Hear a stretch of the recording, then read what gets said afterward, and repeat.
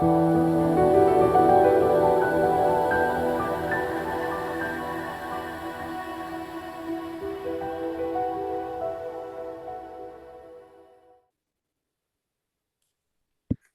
everybody, and welcome back to Unconventional GMs, the channel where we play pacey ttrpg one-shots in 2 hours or less. Today, we're playing Heart, the City Beneath. Some of you may remember that we played Spire, another game by Rowan Ruck and Descartes, and we're going underground from there now. Spire is an ancient dark elf city currently under occupation by the evil Elfir High Elves, and all kinds of shenanigans go on there from the dark elf resistance trying to overthrow their cruel masters. But below the city, things are different because Spire is built on a massive, blood-drenched, evil living dungeon, the Heart. And those adventurers who don't want to face the indignity of living under the whips of the Elfir, or maybe some Elfir themselves who have been cast out from society, go down underground into Heart and seek their fortune there in a massive mega dungeon of weird fantasy and strangeness. So that's where we are playing today. We're going to begin with our group of players. They're going to be in Derelictus, the big city that sort of forms the crossroads between Spire, the city above, and Heart, the city below. It used to be a big, massive railway station for the Vermissian rail network, big non-Euclidean magical railway that shuttered people around Spire, but the corruption of Heart spread. And so now it's just a sort of shanty town on the border between these two worlds. And it's where adventurers would normally go to get jobs, to go deeper into Heart, to find the things that they yearn for. And all of our adventurers has a very strong pull and reason to go and venture into the Heart. So as we go through the crowded alleys of Derelictus, we come into a smoky bar where we see a group of ne'er-do-wells speaking to an old man with goggles clouded with steam, Ostra, the researcher, who's about to explain the job he's got for them. But first, let's pan round and meet our heroes and the characters they're playing. Starting with you, Gaz. Hello everyone, I'm Gaz. I'm one half of the Unconventional GMs, as you may know if you watch the channel. I'm also one half of What Would the Smart Party Do, the UK's premier RPG podcast. Today, I'm going to be playing Pitchwood, a gnoll witch, a hyena-headed woman with a cowl over her mottled fur, and you can just see her slitted eyes winking out from underneath as she mutters curses and other such things in a weird, high-pitched, barking, half-laughing voice. You can't tell whether she's mocking or it's something cried out in distress, but maybe if you found others of her kind, they could translate it for you. For everybody else, it's very disturbing. And she's here to find, if she can, the non-Euclidean magical bomb that will destroy the Elfir city. Lovely. Great to meet Pitchwood. Tasha, who are you and who are you playing today? Hi, I'm Tasha, co-founder of Idearol, Ukrainian actual play channel. And today I will be playing a human deadwalker named Mortimer. He is half dead and death follows him really close. Looks like a tall, relatively young man made of all joints and bones and sort of clumsy, but he's making his way through, and sometimes he looks as if he lost something, and when he's talking to people, he's not always looking at them, rather than behind their shoulder, but you know. Excellent. For the avoidance of doubt from viewers, the death follows close behind you is a literal thing. There is a death stalking you that you avoided that's still with you. I'm sure that won't come into play at all, and isn't about anything for anyone to be worried about. Olga, who are you and who are you playing? Hello, my name is Olga Patijn and I'm a game designer. I designed the Eternal Grind Cafe, minimum wage, maximum rage. And today I'll be playing Endures Winter's Frost, a fallen high elf sent to do penitence. She's still graceful, but there is this mad gleam as her masks show eyes upon eyes upon eyes, and she has this chain in front of it that is filled with blood and pieces of viscera that hangs there, and it smells awful in contrast with this still alien beauty that she has.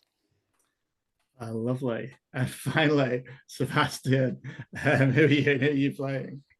I am Sebastian, and I will be playing Pacholo, the Drow Junk Mage. Drow being the dark elves that live under the oppression of the Elfir.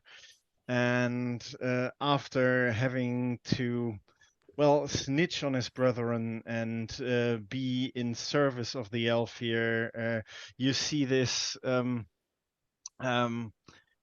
young person in a dress in a tattered dress with hundreds of pockets sewn to all sides of the dress, stuffed with different like paraphernalia, occult items and technology bits everywhere. His hair is hanging like in front of his face, and he's in search of the one thing that might bring the whole spire down at a certain point.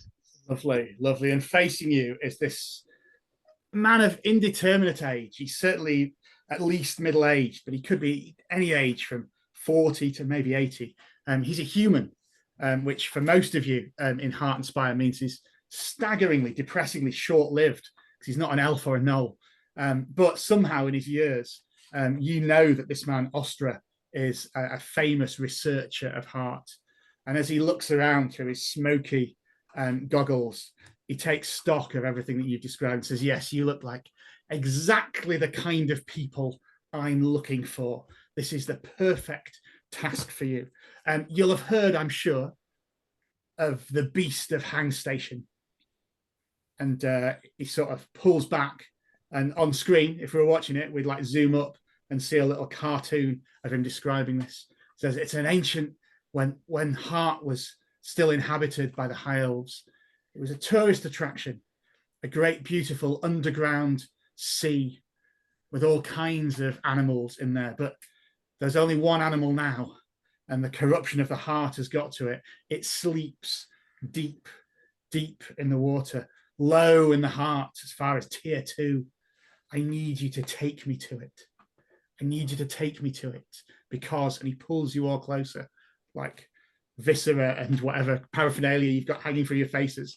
He says, I have it on good authority. The beast has laid some eggs and I must have them. So I can pay you handsomely.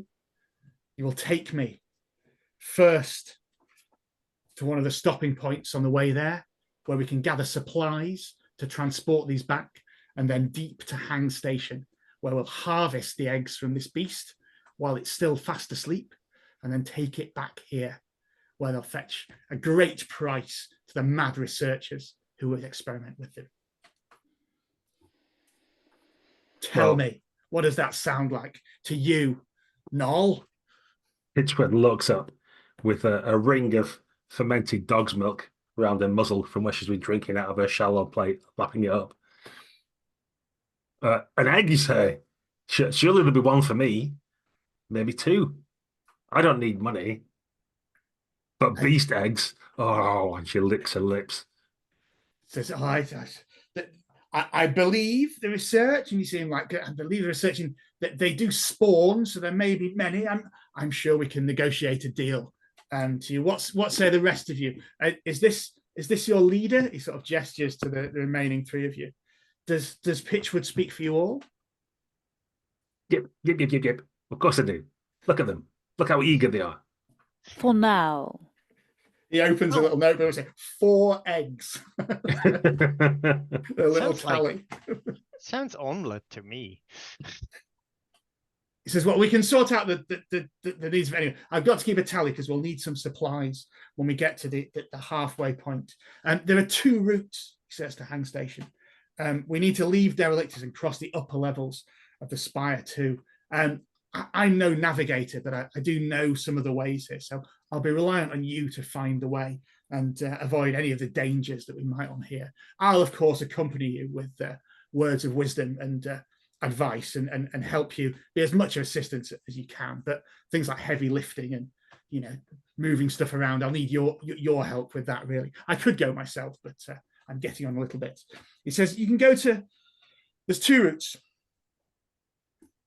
We can go the high road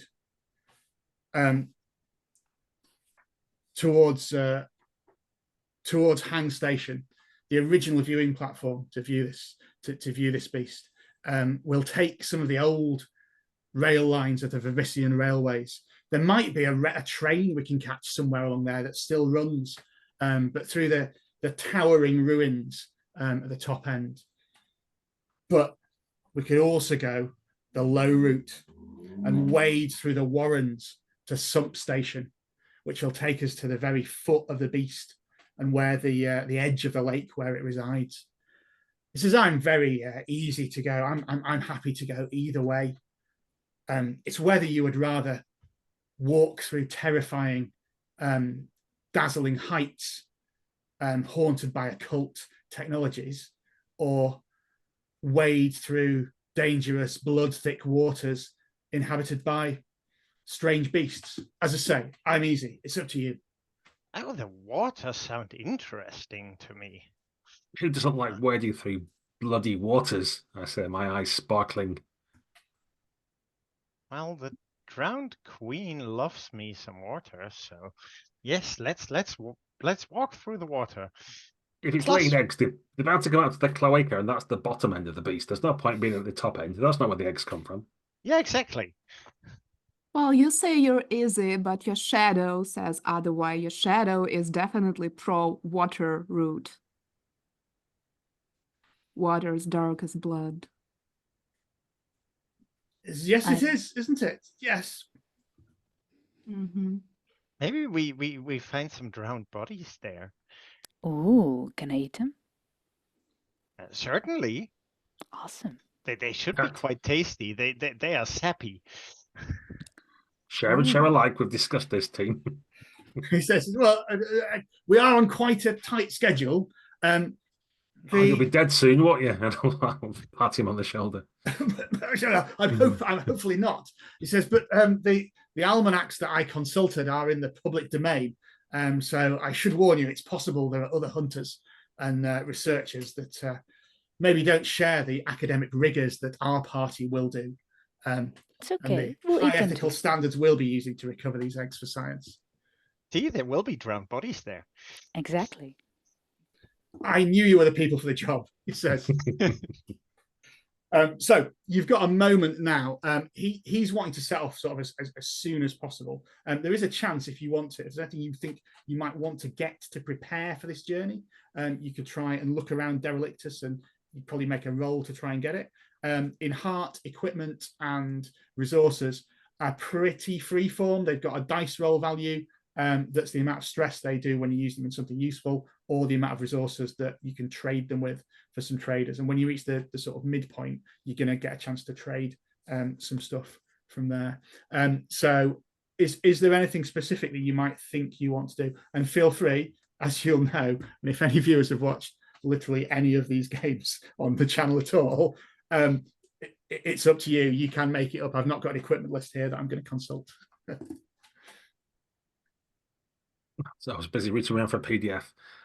In that case, I found this fermented dog's milk delicious and fortifying. So I want to try and get a big skinful of it, which will help us if anybody's like catches a disease or is feeling under the weather or ill or wounded, perhaps. I reckon I can bless it so that it'll be helpful for everybody. Excellent. Is that, I'm just checking, is that a power that you have, or is that just you're going to do that? That's a piece of equipment I want. Excellent. So you're going to go about getting some fermented dog's milk, and I'm going to say you can get the fermented dog's milk without any problem. It's the blessing that you're going to put on it, which is going to happen. Yeah. It's definitely going to get blessed one way or another. Yes. But let's see how that goes. I think I'm just looking at the skill for that. It's possibly discern or mend, which I'm not sure Yeah, you I think- have, but occult would help. Yeah. I'm definitely consulting my auguries through various methods. I can help. Oh yeah, certainly. How are you helping, Mortimer? Well, I'm probably listening on her intent and see that she's going in quite opposite direction from the rows of the black market where this thing can be purchased. I'm like, no. You go left, then right, then ask for the cow milk, and then they will let you to the other side, and there you can look for the goods you want. It's the unpasteurized raw dog's milk takes the blessing much better than the like commercially available stuff. Yeah, organic is what you need. Yeah. Come, I'll look show horrified. you. Like, cow's milk? What would anyone do with cow's milk? I'll look confused and baffled. So does a help get me an extra D10? It gets you an extra D10, but if you take stress, then Mortimer will be taking the stress as well. Right. It's a risk we're willing to take. Go team. Well, so I you're am willing to discerning. take, certainly, yeah. I am discerning, and I've got a cult, and I get a dice anyway. So here we go. So I get a 9 is my best roll. A 9 is fantastic. A 9 is a success without any stress or consequences. So I'm going to say that is enough for you to get a picture of blessed dog's milk or cow's milk. I don't know which. Maybe the source is dubious. Maybe it's a blend. No, you go to the guy who knows about cow milk, and he's then pulling the curtain where there are all sorts of milk.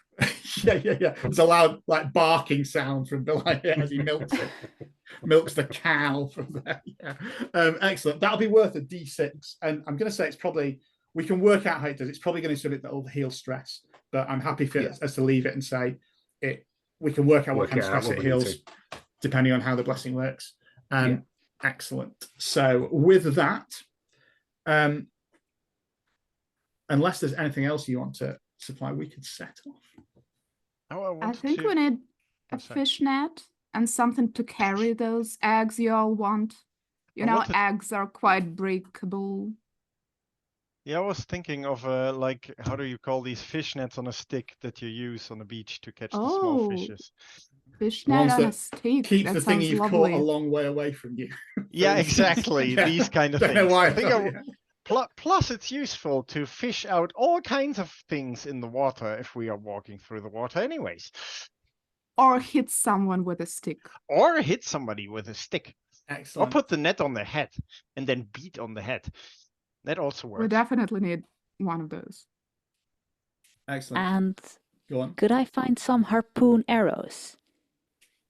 I have a bow. I like that. And I just want an arrow with a string on it, and then I can shoot something, and then... I like that. So it sounds like we've got 2 more rolls to get stuff.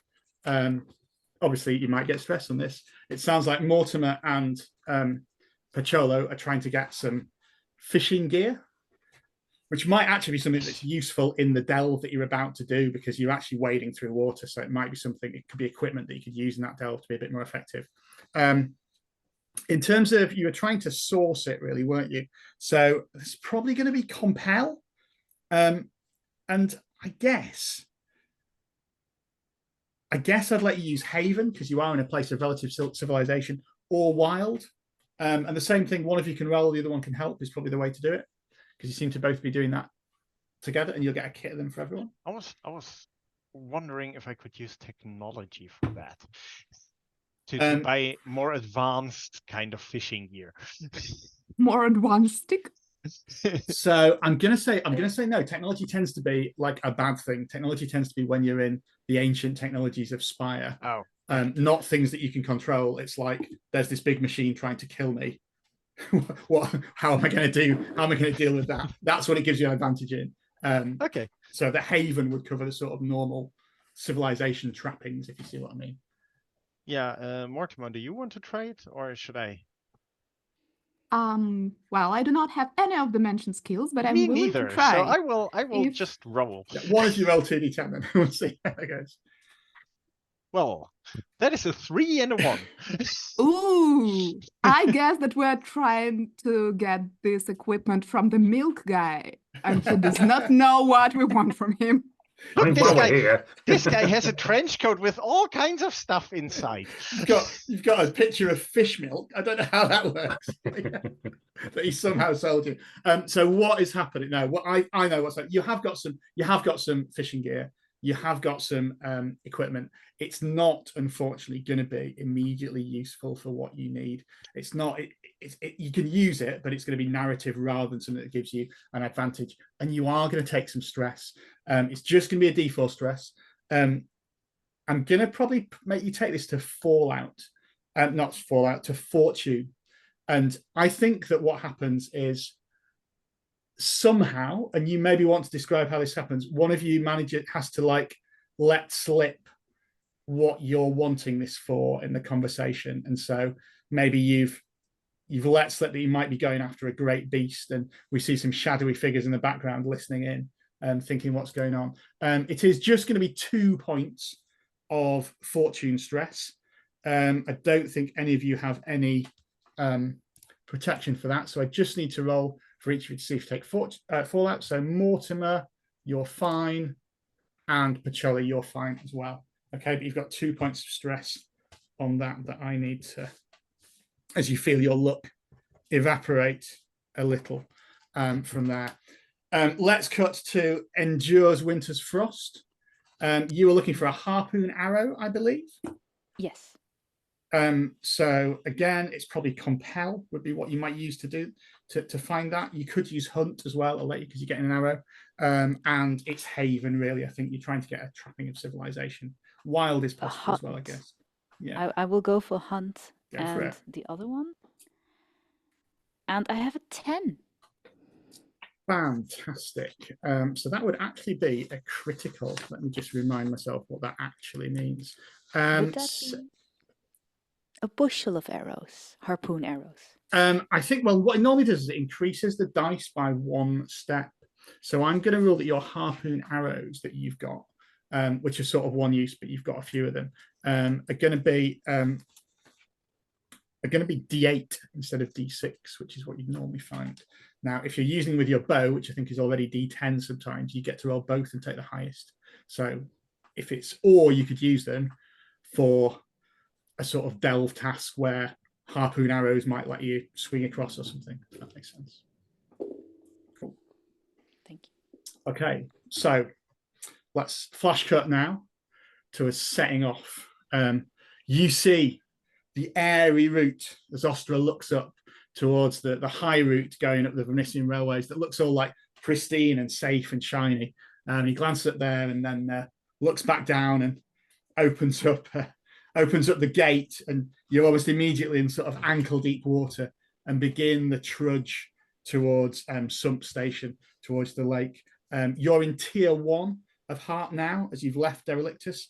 That's particularly important for Endures Winter's Frost, because you now have resistance 1 to everything, because the deeper you go in the heart, the more protected you are, because you're weird. And you start tramping down this. The trek to between Derelictus and Sump Station, this is a delve, so you're going to be taking it in turns to roll to navigate, is going to have 8 to take down, because it still is because you're going through sort of tunnels filled with water. The domain that this is a warren. But before we get too far out of Derelictus, we get a moment to sort of see a little bit more of our characters and what happened before they started on this adventure. So we're going to go around. If you want to just answer the characters, the questions on your character sheet about your calling, which I think we've gone through, where you'll get some bonds to the other characters. As we go from sort of face to face of our heroes, I'm still saying heroes despite your description of them. As we go around, we'll learn a little bit more about them. Gaz, do you want to start? Yes, you see the Norwich before the 7-headed, and of course the hyena heads, but the 7-headed hydra in the barren wastelands beyond the tower in the far distance. as they snap at my brood, my children. And each of the voices says one word in sequence to form the sentence. Son, you must find us the weapon to kill the elves. You must find it. You failed us in the last assault, and now it is on you, or we shall eat all their children. Snap, snap, snap, snap, snap. Come all the heads. Excellent. So you've answered the question, who or what are your masters who force you to do their bidding? And also, how are they maintaining power of you as well? How do they contact you? Do I want to know this? You find this by the fact that as we're heading into the first tier, we pass a dog, probably an emaciated looking dog, well milked, that just looks up at me and speaks in their voice. Says, why have you not succeeded yet? What are you doing? And it kind of trails around me for a little bit until someone else kicks it out of the way, and it whimpers and runs off. But it speaks through hounds and dogs and things. Whenever one's near, they can use their voice through me. Excellent, excellent. I think another PC has a history with your masters. Which one of them is it, and what's their relationship?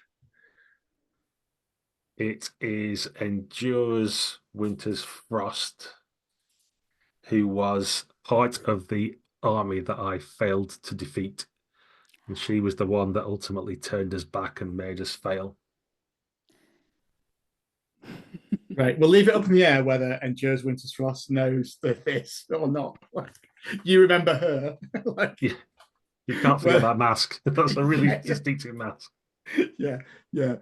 Fantastic. Let's go to Mortimer now. So I think your heart song, aren't you, is why you're adventuring.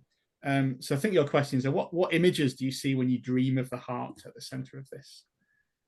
Well, initially I came to Spire to find excitement and profit, but something went terribly wrong, and instead I almost found my death and started dreaming excessively about heart, and ended up here.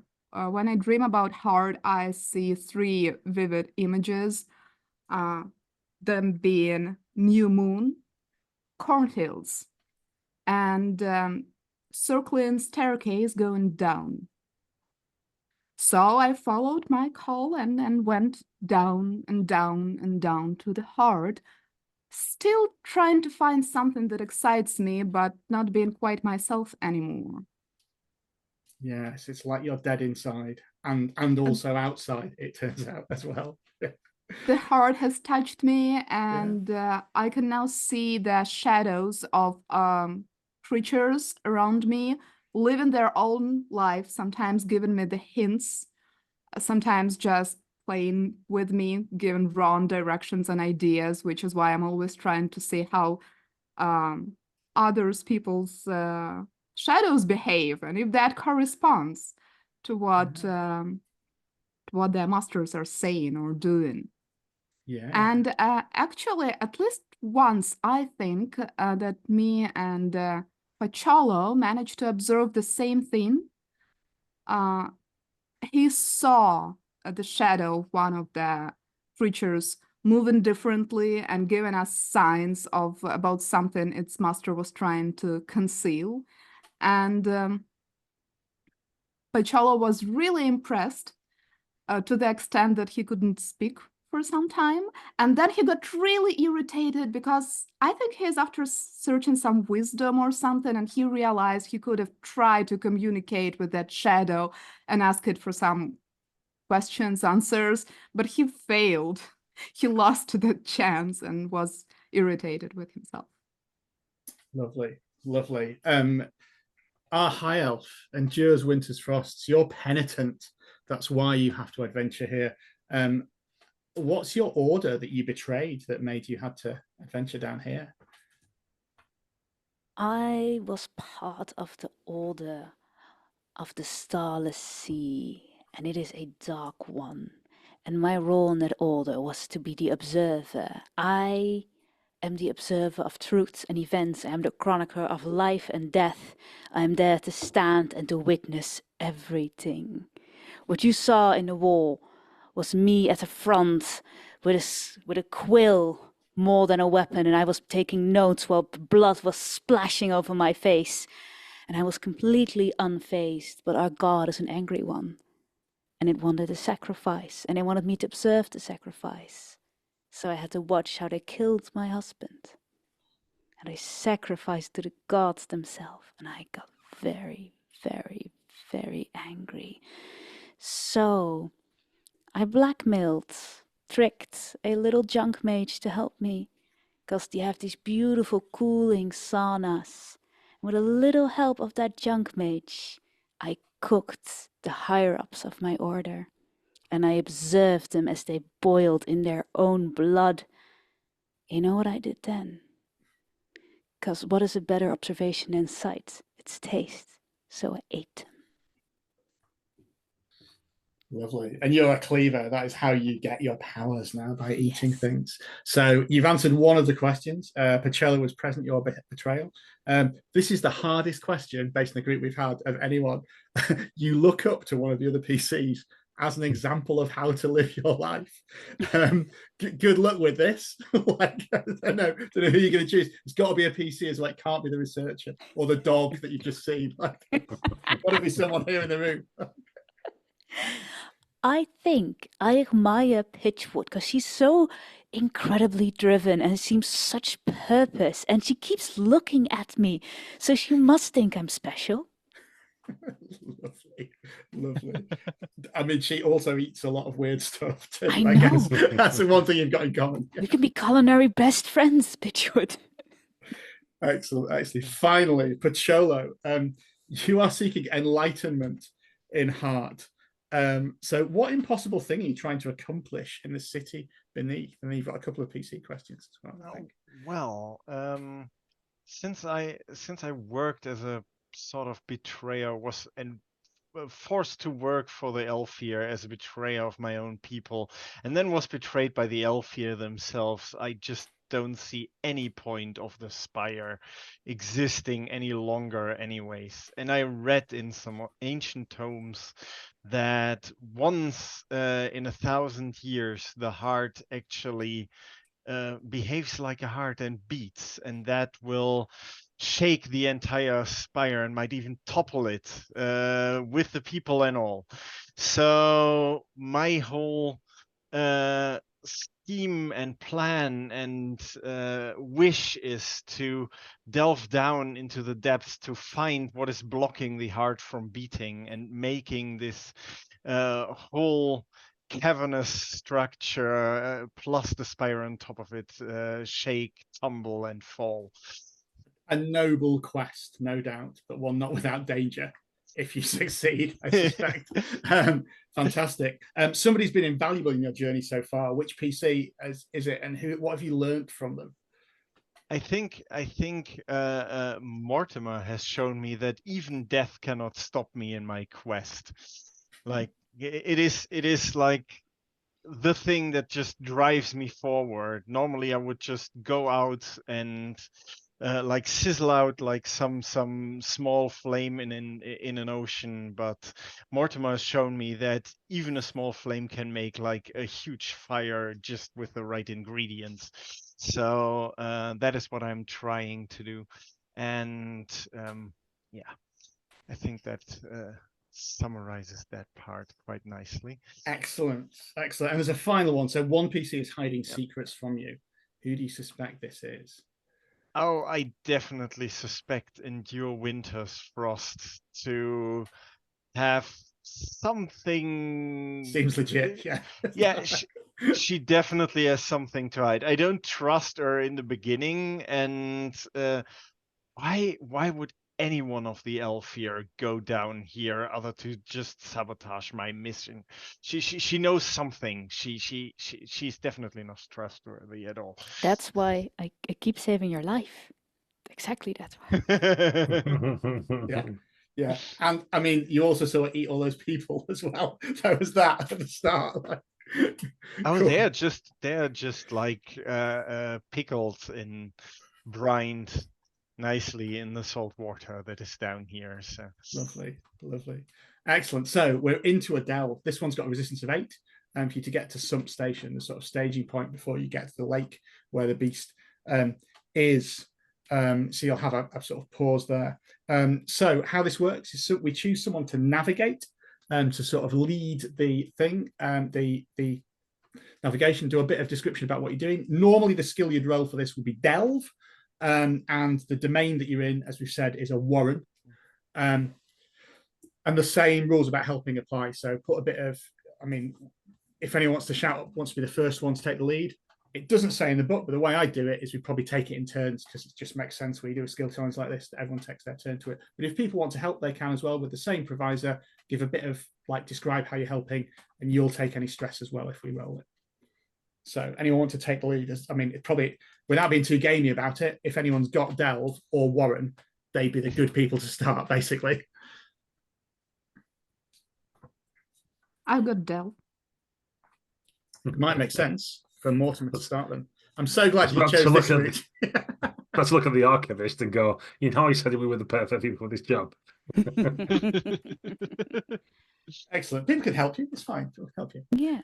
And so, Mortimer, how are you navigating through this sort of maze of, at the moment, it's ankle deep water, but bits of it are deeper than that. You're having to sort of, very quickly, you're into a dungeon situation where you're having to work out whether to turn left or right. There are chambers of drainage pools that are blocked.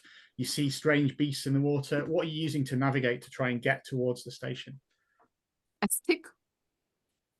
I probably found a stick or a long bone from some weird sea creature, which was laying here for so long. It's already white and empty. So I'm checking the route in front of me with this bone and paying attention to shadows, of course. Yeah, We're avoiding the dead, still shadows and following those who move, those who are still alive, unlike me. Lovely. So if you get a dice for anyway and a dice for Delve. Sounds like Pacello might be helping. Yeah, I wanted to help. I think I will go and like taste the different bits of water that are there, and like I know that the water of this cavern will taste differently. So, like you see him once in a while bow down and like fill a little vial with it, like put some drops of some weird liquid in it, shakes it, it takes on a different color, and then he drinks it down, and it's like. No, more right. This is the better way. Excellent. I can taste it.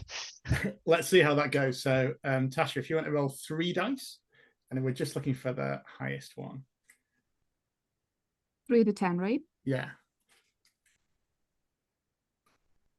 Oh, I've got a 9. That's a success. Do you want to roll me a d4 for how much progress you make, and then we'll do a little scene. Yeah. 1. We are very thorough at this step of the way. You know, the proper start is the base of a successful mission. Excellent, indeed. And you're making slow, safe, solid progress through here, stopping every so often for Pacello to drink the water. It appears to be working as a navigation method, but it's not the fastest approach that you've ever seen. You open out into the first sort of chamber where the water you can see goes a little bit deeper on the way out, but you can see there's a little shack here, where you can see it. There's a humanoid figure in the distance who seems to be fishing from there. I'm going to go to maybe Olga or Gaz, because you're the people who will notice this. As you sort of look up at him, he doesn't seem to be, he seems friendly. He's humming a little tune. Looks like a sort of large dark elf, you'd assume. I know he's got a little fishing rod out there, little shack. And you actually, as you sort of approach, he's not noticed you because he's just caught this sort of bright red iridescent fish and like grabs it and pulls it on way. You could easily make your way past him and ignore him, or you could maybe challenge him, talk to him, see if he knows much about this place.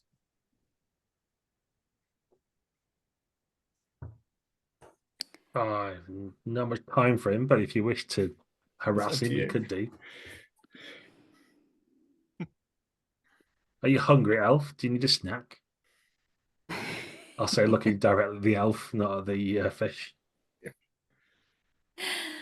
Ooh, I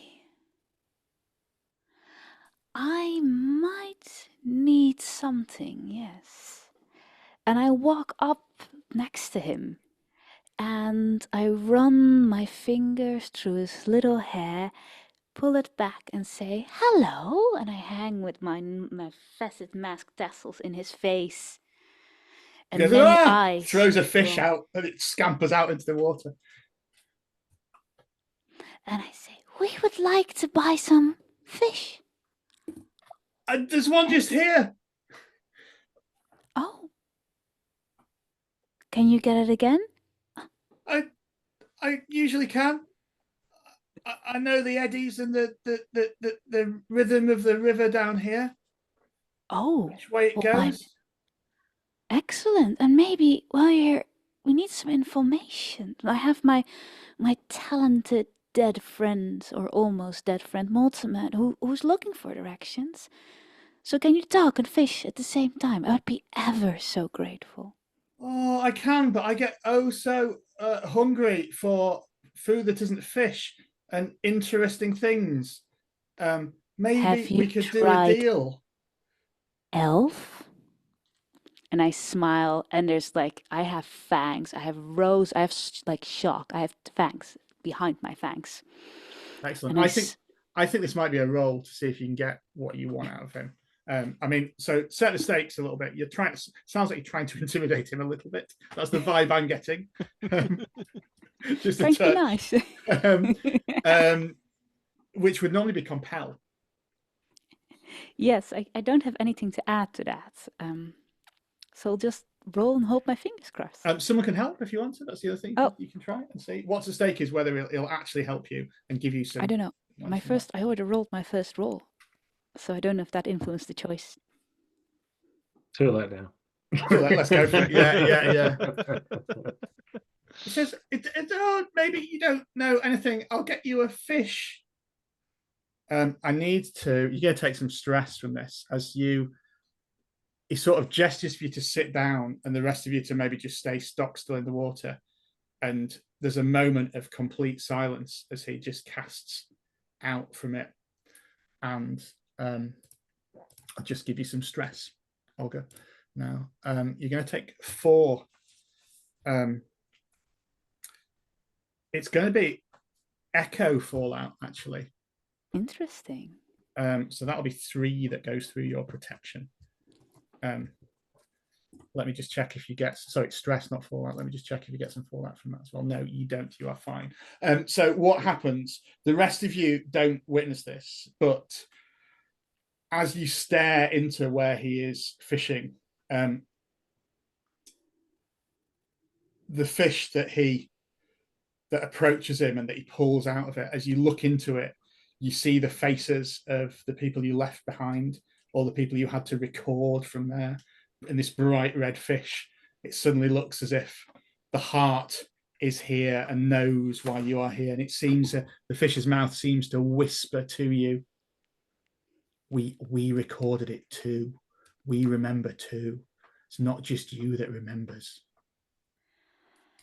Somebody else here remembers. It looks around at all 3 of your companions and the fisher without looking particularly at Pitchwood's face at all, but is one of the people that he looks at. And then the fisher's there says, there you go. And you see Mikkel, the fisherman, butchers it and says, the eddies, if you see some station, it's down there. Be careful of the eddies. Other people have come this way as well, but I sent them the wrong way. They weren't as helpful as you. And he offers you this sort of filleted fish. I'm going to use my old blood power where when I observe someone for a few moments, I can read their aura and discern their surface level emotions to try and work out if we should indeed follow this clearly wrong route or whether we should go somewhere else. Is he pulling the wool over our eyes? The main surface level emotion that he has at the moment is fear of all of you. He does appear to be helpful. And he is sending you the right direction. You could push it and make a roll if you wanted to interject and get him to tell you this, because he's not really told you the secrets of the eddies, which would make it easy for you to get there. No, I'm quite happy. So what I'll do is I'll get all the fish guts and lay them out and go, no, this elf tells the truth. Well done, Drow, and sort of pat him on the shoulder as my wont with NPCs when they turn up. And so I was like, show us the way, and I'll pull the little strands of guts out, so we've got like a little map of where to go through these different waterways and stuff. It's like a muddy finger shows which way. He goes, there, you'll notice it's sloping down, and there's a slight current.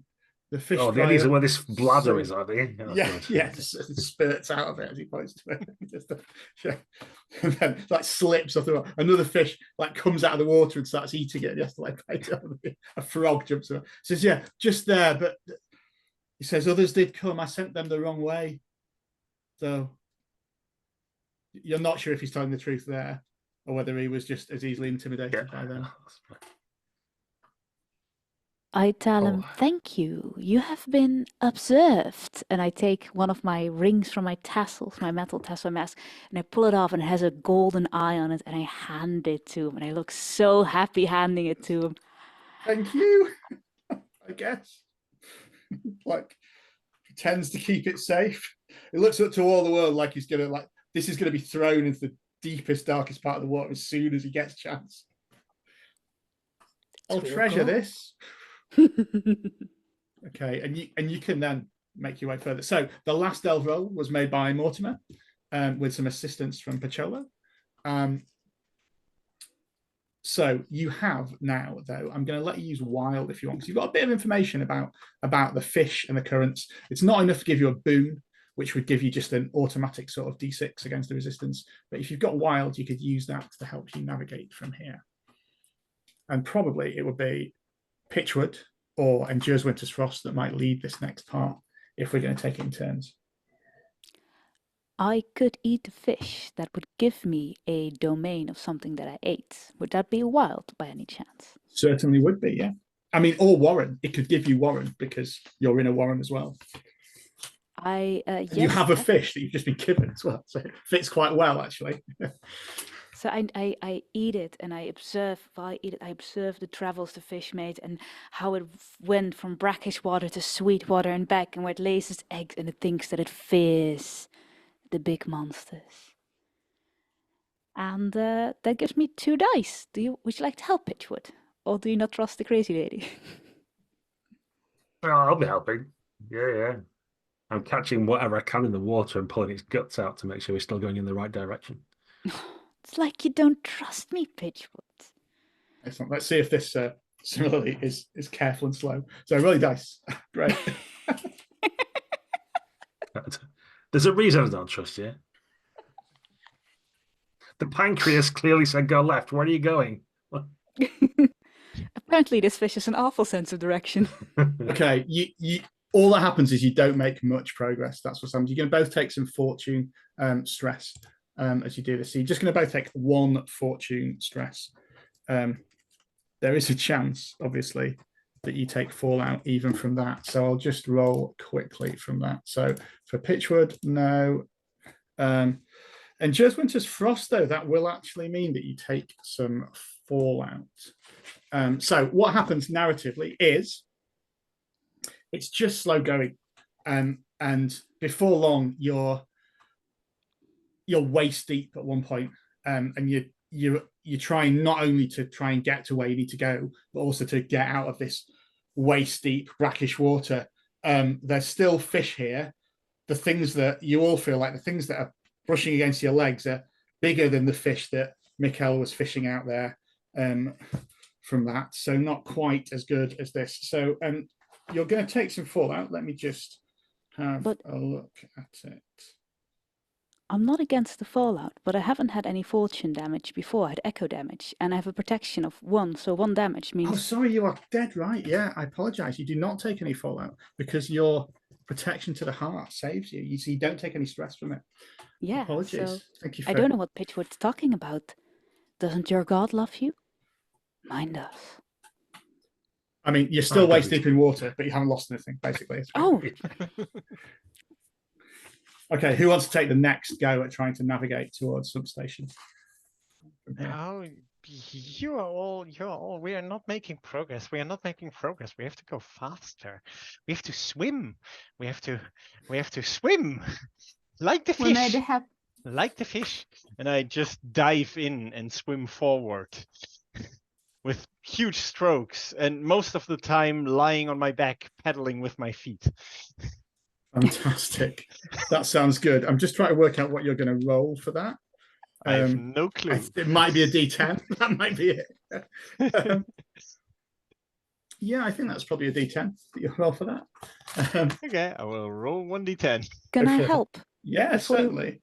I will, as he swims happily and innocently, I swim around him with my shark teeth and my face underwater, watching what I can eat, scaring away any predators because there's a bigger predator next to him. Excellent. Let's give it a go. Roll 2D10 then. 2d10. Got it. A 9. That's more like it, a success. Now roll a D4 and see if we make any progress, because you're going to be successful here. Oh, wait.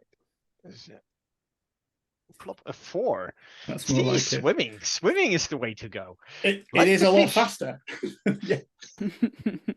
And you managed to successfully stop Pitchwood from like pulling out Doggy guts paddling. from things. Yeah, doggy paddling. Like, leaving. You managed to get through. The water is still like deep enough to swim in, but you're able to turn around and you can feel you're making progress. You're far from derelictus here. You can see that you're actually, in game terms and in the narrative, more than halfway there. You stop on a sort of there's some passageways alongside this substation where you can see where these flooded tracks were, and you stop to eat a few meager supplies before you push on to try and make your journey further. As you do that, you notice that there are sounds echoing down from the passageway behind you, and it sounds like the sort of squawks and half conversation of a band of what you would know as gutterkin. So these are sort of half human, half beast creatures that live in the lower levels of Spire and the higher levels of Heart. So you get like gull boys and heron girls. They're often like seabirds that are like feathered things, and you can hear their squawking. They're quite a distance away, but there's certainly some around you. So that's what you hear. You can press on, or you could try and stay and ambush these things. I'll leave that up to you. Well, let's hurry. Let's hurry. I if they're gull people, I don't like the gull people. The gull people always steal my stuff. That is what they do. Yeah, the shiny things. So go ahead. Who's navigating now? We've all sort of had a go. I'm not sure if you have actually. Yeah, have a go. yeah, I'm going to go into my true form, which is a flickering, hungry zoetrope horror. As I see to flicker. I love the matter-of-fact way in which Yeah. in this game you're able to describe that. Go on. Yeah. So it's like in a nightclub with a staccato kind of light on and off and sound as I seem to flicker in and out and whisper this way, this way, this way. And I'm just darting from shadow to shadow and start leading them away. So I'm going to excellent. And use my blood's quiet ability. Which lets you. Oh yeah, so you're going to get mastery to sneak away. So you get an extra D10, and you can use sneak as well for that. Yeah. And I'm going to use my bypass the first time on a delve. I use it, I get a D6 boon. So I'm going to spot secret ways to get through. Cool. Well, if you use that, the D6 boon you can just use. It just gives you a D6. Yeah. Against it, so you don't need to roll your D10s. You can just roll. Oh, okay. Do that. The ascendancy just lets you. A boon is just an extra. Equipment lets you roll instead of D4, but a boon means you just get some narrative benefit and you just knock that much resistance off. Okay. Yeah. Well, that's what I'm doing then. Well, let's do that first, and then see if you need to make the skill roll as well. Yeah. Yeah. I've got to my tree form anyway because it's about time. It's cool. Yeah. And then do it. And I get a 6 on my bypass. Okay. So you are going to. Do you want to just give a bit of thing? This is the thing that gets everyone quickly to Sump Station by going through that. So do you want to just give a bit of narrative as to how that works and how you managed to get there? Yes, people are struggling to keep up with me as I suddenly turn to this flashing monster, withering this way and that. And as they rush towards me, they don't quite realize at first, but I'm using the power of the eddies. So as they get near it, they get sucked by the eddies and currents that are under here. And more just being dragged along than actually swimming. They fly down through the eddies to the sump station with me gleefully flickering behind them, cackling and chattering in my weird hyena voice. Yeah, and you arrive at this sort of shanty town, an old pumping station now long since out of action, but it is a minor haven. It's on the border of the lake here. You can see there are settlements here. This is a place of relative safety. You've reached the end of your delve and arrived here, and you can see there are people sort of hovering around. One of you, I'm going to say probably Pachola, you've maybe been to some station before. I mean, to be clear in heart, that didn't give you an advantage of finding it again, because there's like 100 different weird routes to get there, and you might have got off a Missian train anyway. You've been here before. There's normally like a handful of people. There's like one sort of drinking place, come shelter, come general store, come supply thing, because people will stop here on the way down deeper into the heart. And there's normally maybe 15, 16 people here at most in like tents. There's at least like 20 or 30 here.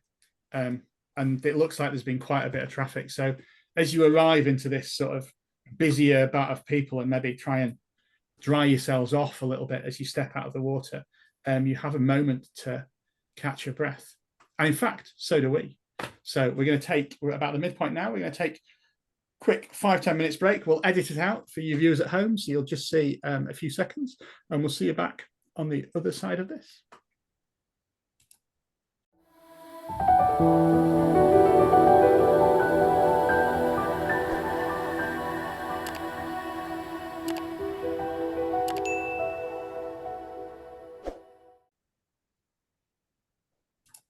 Welcome back.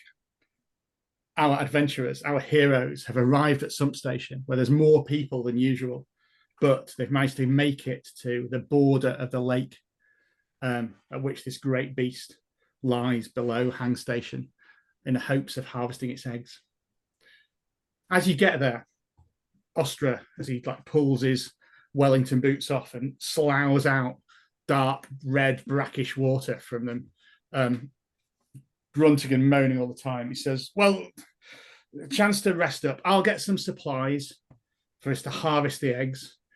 If you can go around and just find out what's going on, say why there are so many people here, and maybe get out what the word on the street is here, and take a chance to relax and recover from your problems here as well. How does that sound? Pitch will answer by shaking like a dog and spraying everyone in brackish red water. He mops his goggles down as you say from that. Quite Okay. peckish. Well, let's go to Pitchford. So we sort of cut now to some scenes in these. There's still only one place to really go and get something to eat and some food and drink and stuff. But at one end, we're going to see Pitchwood and Pacholo. I think you've ended up trying to ask around and find out what's going on. And as you do this, you are approached in the dark corner of this makeshift ramshackle bar that's just made of bits of driftwood that have been harvested there. You're served strange smelling bowls of an alcoholic liquid and a thin stew that nevertheless warms your cockles a little bit as you drink it. And you see a drow very much sidle up to you. You smell him before he gets there. It's cheap perfume. His leather coat, unusually for anyone's garb in this wet, damp area, is shiny. Shiny like sort of plasticky, like it might be faux leather. It doesn't look impressive and magical. It just looks cheap from there. And his heels sort of clip as he steps towards you. And you can see waiting behind, quite obviously, a pair of gnolls who like look at each other and cackle. They're clearly keeping an eye on him and minding him. And he steps forward and says, adventurers, you came in here with Ostra, I believe, didn't you? how is the old fool keeping? He's addressing this to both of you, but either can. Oh, I think fine. Still Who might you alive. be? Still alive. Oh, so I should have said I am Protector Baram, researcher and dealer. I'm surprised, Ostra. Eyes still holding up okay under the old specs? Well, he says he can read. Yes, you would. He's a challenge. We go back far, me and Ostra. The thing is, and he sort of puts his arms around it. The thing is, he's got no head for field work. And you look like the kind of people who can handle yourselves. Ditch that old fool and come in with me. We'll harvest the eggs and get back to Derelictus before he knows what's happening. What do you say? He sort of he squeezes both of your shoulders and pulls you in. He says, "Well, I've got a map that'll get us there straight away. No trouble, no wading through water." A map, you say? Interesting. I like wading through water. Where do we see the map? Certainly. As you've agreed, when you agree to ditch that old fool and join with me. No, before. I want to know what I'm getting into before I'm, like, signing up with you. You might be mad. I don't know. I would be to show you the map before I had assurances from you. Look, join me and ditch the old fool. Or carry on. If you want to wade through the poisonous waters of the station to get to this dangerous beast, then fear be it. But all the best eggs will be gone, because we'll have already got there. And he gestures back at the two Nords. So we just have to walk behind you then and then knock you over the head? Is that the plan? Okay. Well, he puts his arm around you and says, "Is that the plan?" I don't know. You tell me. I meant, is that your plan, not my plan? You made that plan. You didn't want to show us the map, so I'm just coming up with things. He gestures towards his two Gnolls who step forward. I'm going to knock his arm off my shoulder and put my hand on his shoulder. Cool. You don't understand. This is I do that. And I'll get quite irritated. It's like, I'm the man or the woman who puts my hand on other people's shoulders, not the other way around. Do you even know who we are? And I'll cast back my hood and look meaningful at the Gnolls who I may have no idea about. I'll say, well, he says, as I recall, I introduced myself. I didn't expect the same courtesy from you, adventurers. Farad and Vorad here will see to me. And they're just stepping forward to let you know they're there. I'm going to speak to them in Gnollish. Go on. So my friends and I are very hungry. How about we eat this fool between us? Excellent. And start lapping at my lips with my big tongue. That sounds like the kind of thing that would be really good with a good dice roll. Yeah, doesn't it? and less good with a poor one. Yeah. So what are you going with? I'm going with compel, I think. Yeah, that seems about right. Yeah. Inspire them to do the thing. I don't think, I'm just looking, I'm trying to do it without looking at it. It's not really a cult, which is the one that you've got. You're in a haven here. I might let you do wild because you're sort of appealing to their wild nature. If it's not a cult, it doesn't matter to me, frankly. That's the only man I care about. Yeah, it's just 1d10. And the extra one you get get one anyway. Yeah. So I get 2. Are you assisting, Pacholo, or are you just like standing in disbelief? I think I will pull the guy away, the researcher away, to like let him not being interfering you, so you can do all the thing that you want with the Gnolls. But I don't speak Gnoll, so I don't know how I would ever help you with like barking and laughing. You can certainly pull the researcher away. That might offend them more than it would help you. So yeah. You can certainly pull the researcher away and put the D10 in. Yeah, it sounds like a situation where you take stress as well if he fails. Yeah. See, my friend here, you don't understand. It's like this, and I will go on about an elaborate plan where I knock him over the head and he might knock me over the head, and he is completely confused by that. Yeah, but it stops him hearing the knowledge that's going on there. Yeah, I roll a 9. Fantastic. That's going to work as you describe. Do you want to describe how you managed to achieve this and get his map? Well, I know if there's one thing that's going to get him excited, it's some fermented goat's milk. Yeah, that I've led my blessing upon. So I quickly get it out, and like a Formula One racing driver who's won, I just start spraying it all over this cheap leather coat. I go, delicious. And immediately the three of us pile upon him, and there's just shreds of plastic flying up. As the barman's going, not in here, take it outside. And there's a whole room in this bar of people who instantly pivot the other way and manage to not see anything that's going on as this like torrent of Knoll like attack happens. And I think probably you do drag him outside pretty quickly from there. And you have indeed got a map, which is going to be of D6 use when you choose to use it to harvest things. Meanwhile, while all that is going on, in a quieter area, I think probably Mortimer and Endures, you've gone not to the bar area, but to go around maybe some of the travelers that are camped out and see how many of them know about the eggs and are on that quest to harvest it. And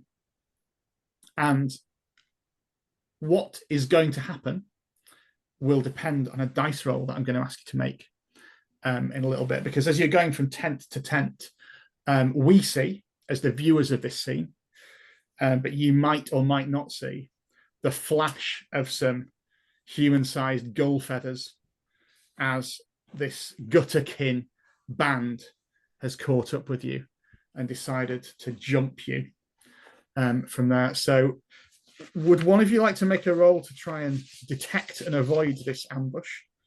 It could be evade. It could be discern. You are in a haven as well. Hunt is. I think hunt is reasonable actually as well, because they are hunting you effectively. And obviously Mortimer can assist because you're both there. That would probably make sense for you to. Very well. I roll 3 dice. And I am very much busy observing the other people.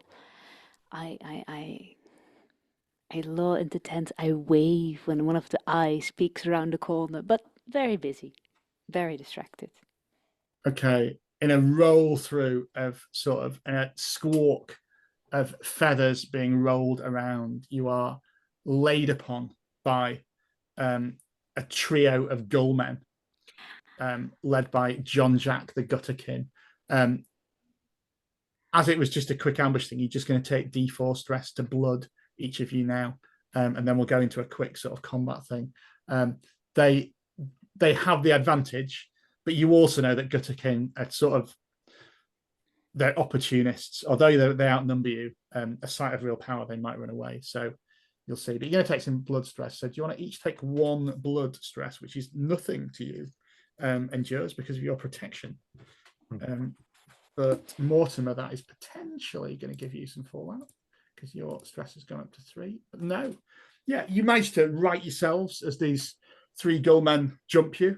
You can see though that they're pulling out knives now, and they're saying that you'll never come back. You'll never come back, as they're moving towards you to do it. I'm going to go to you, Mortimer, first, as the first to react to this. How do you respond to them? And in Heart, to be clear, combat is just unlike any other sequence of rolls. You just roll and we work out whether you take stress or not, and then we work out what's happened narratively. Oh, you're muted, Tasha. Sorry. The Gutterkin leans in. I can't even hear him. What did you say? I'm mumbling to myself that I've got an ability in the blood. When you take stress, you can allocate it to Echo instead, and I've got a protection in Echo. Oh yeah. So you do. Yeah, you allocate it to Echo, and you don't take that. So yeah, you definitely didn't take fallout again. Yeah. Cool. So yeah, do you want to go first? What are you going to respond to these 3 sort of gull men that are pulling knives to try and? Oh, they're pulling knives. Yeah. I'll pull my great sword. Okay. Go ahead. Go on. What happens next? It's a resource to kill. Yeah. D10 So tiring. it means So if you do hit, I roll kill? yeah, you can make a roll to try and hit them, and if you succeed, you'll roll D10 damage is what you'll do to them, which is quite a lot. So yeah, if you want to roll with kill, they haven't got any difficulty. So you can just roll with kill, and you're in a haven as well, so you could use that as well. Oh, and they're cursed actually. If you've got cursed, you could use that because they are cursed creatures. And you get 1 dice anyway. I'm a bit lost. So I've got 2 dice altogether. I think, let me just check for you. Mortimer, take the high ground. Now you have 3 dice. Once. Oh yeah, you've got 2, you've got 3 because Endures Winter's Frost is supporting you, which makes sense because you're both in the same combat. It's So the Extinction Bow Hunter's Eye ability. Yeah, you can do that, can't you? That's yeah.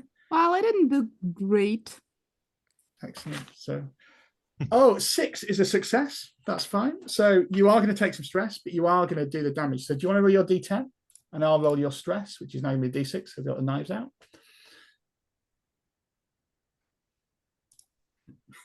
6. Okay. So you're going to take 4 blood stress. You do 6 to them, though. Olga, because you use that power, you don't take the stress as well. It was just a bonus to it. It wasn't a help. So 4 blood Is it stress. a major wound? Not yet. You're taking 4 blood stress. I need to roll. Your total stress is, I think, 6. So if I get 6 or lower, you're going to take blood fallout. This will be. But no, you don't.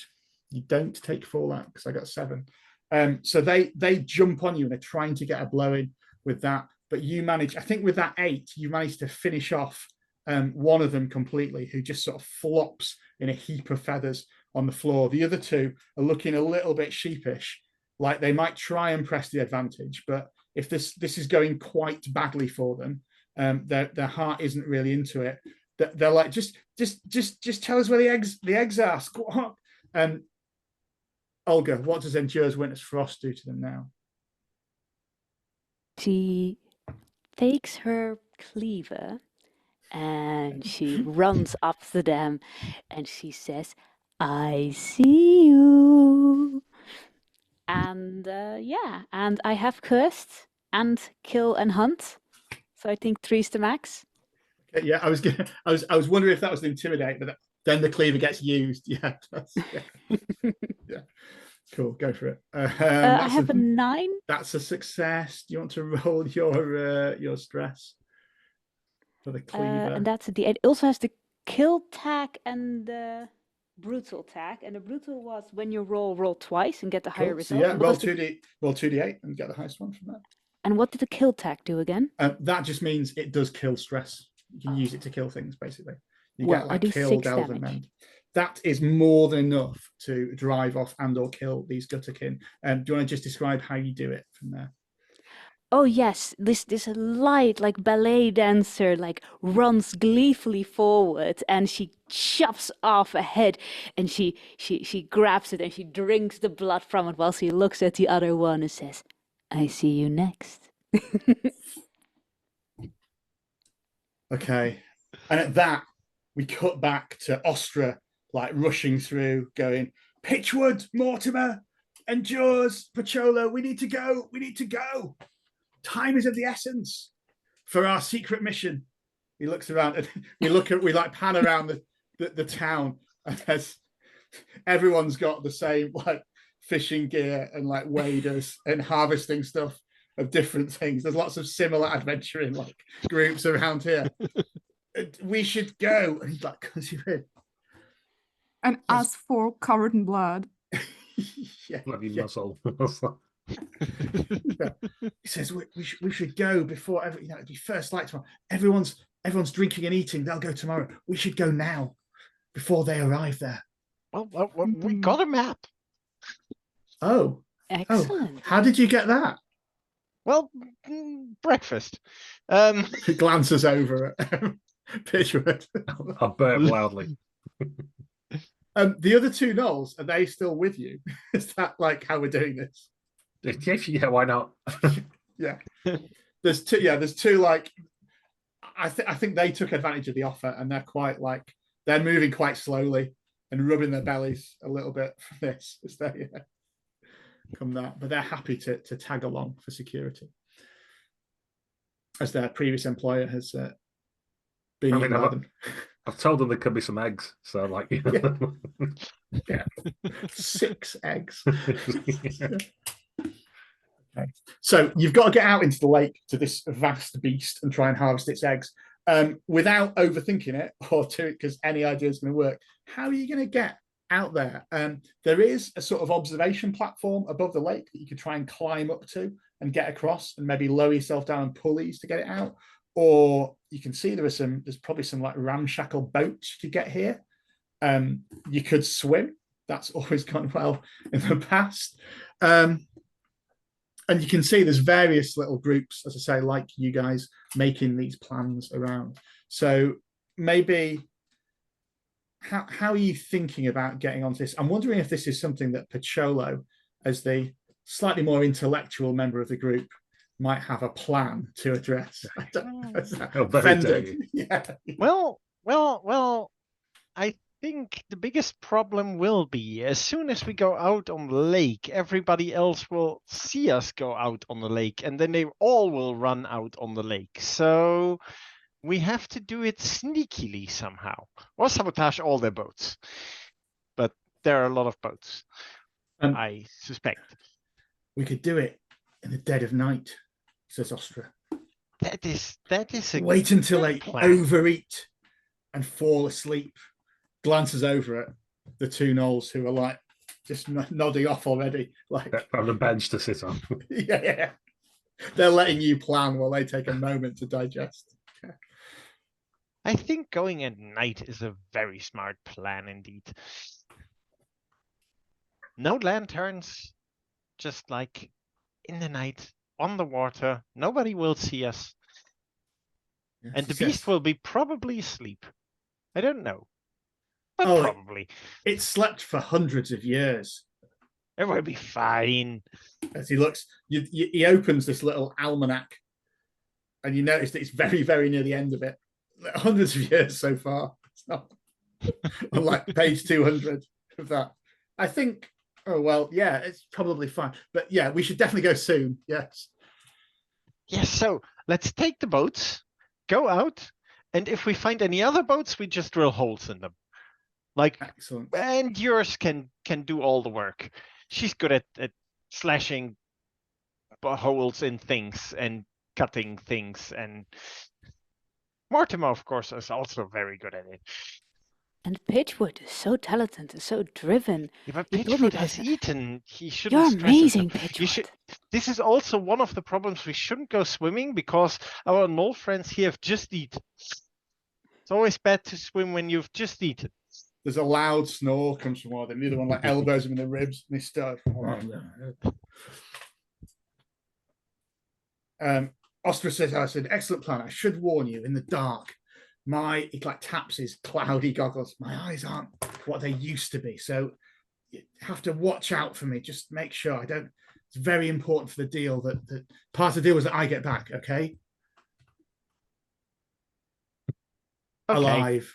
I start thinking back. So, was that part of the deal? He shows you the thing which is written 6 eggs and I get back alive. He's added, it's written down. Yeah, different colour pen. The contract. Remember you signed it? It's written all your names below it as well.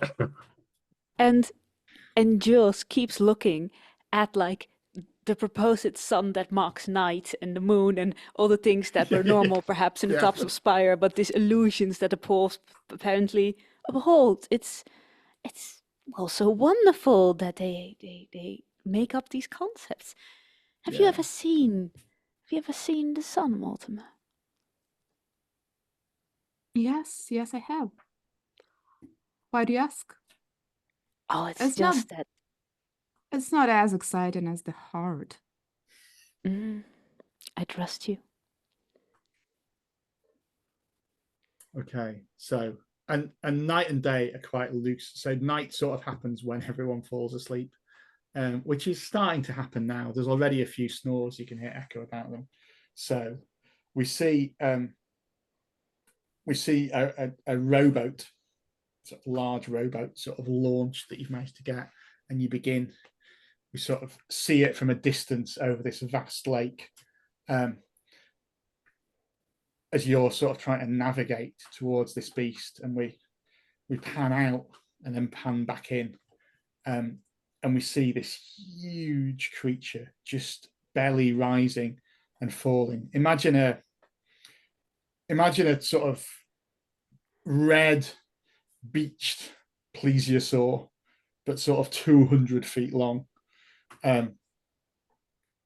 It's not clear where the face is, or where the sort of like which end is which. From where you are, you'd have to get like dangerously close, you think, to see it.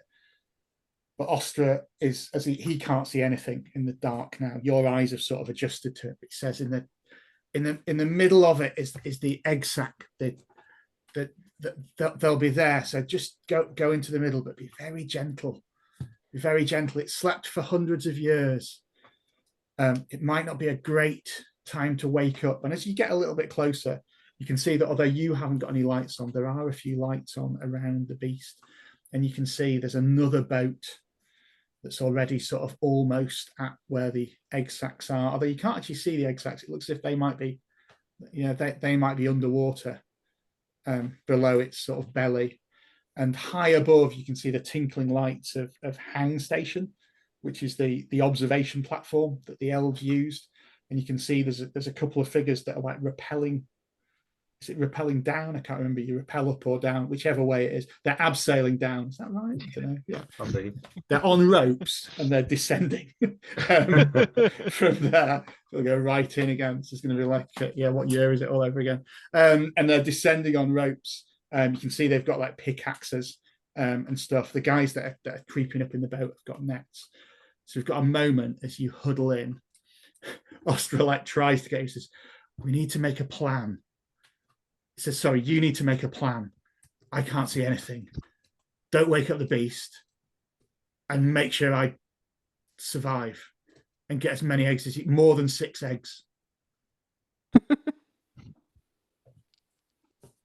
Your contract states 6 eggs and you survive? That's your payment or like deal. We want as many eggs as we can. We need to get to the beast. We need to harvest those eggs. We need to deal with any other people that are here. He says, he looks around Blood, he says, luckily, it sounds like nobody else is here yet. So we don't need to worry about that because we've come under cover of darkness. Nobody could navigate in this darkness.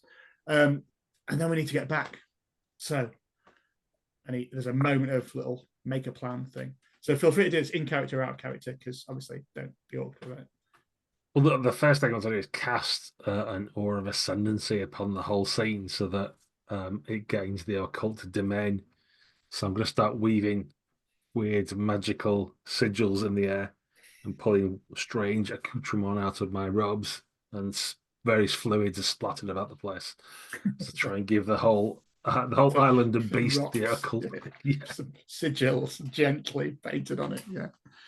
Yeah, you go to an end. Yeah, you get to a side of the beast where there's not much happening, and you're not really seeing you, not near the egg sac or near the head or either end of it, and you're able to get a quick sigil on. Do you have to roll to do that? I'm just looking at your. I did, and I've rolled a 10. Compel and occult. Yeah, I rolled a 10. That is a critical, in fact. So you will give the area the occult domain. You can see that. Actually, this means that you as a 4 can see okay, is what I'll interpret that critical as. So not only has it got the occult domain, there's a little sort of glimmer of witch magic that means that you can see okay. Ostra still no idea, but the rest of you can actually see. And you can sort of tell now, as the boat gets nearer with the fishermen and the people abseiling down get closer, that they're not able to see that well, as they ready their sort of pitchforks and things to try and harvest these eggs. So the whole area is occult now. Who's going to go next? So that was Pitchwood has done something. Maybe Mortimer? Are you going to help get near to the eggs? Or what would you like to Yeah, do? I will try to enter the gray. The space between the living and the dead. It will take me some time. I also need to roll. So maybe I started doing that while the Pitchwood was doing Yeah, for definitely. me. They can happen at the same time. So I think you roll Delve and Religion. And remember, you get a D10 as well just for doing that. And What's that it, Religion? Religion is a domain that I'm afraid I don't think you have. Yeah, it's not marked. So just 1d10? 2d10. You always get one when you roll. Yay! That you get to. As you try and so the grey is like the space between the living and the dead, where your death lives. Ooh, I 7. got a 7. That is success at a cost.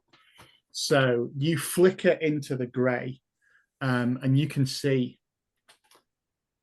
Well, I take it as eggs are also somewhere in between because they did not hatch yet. I like it. I like it. You are. So I try to spot them. That's very good. So you are going to take some stress. It is success at a cost.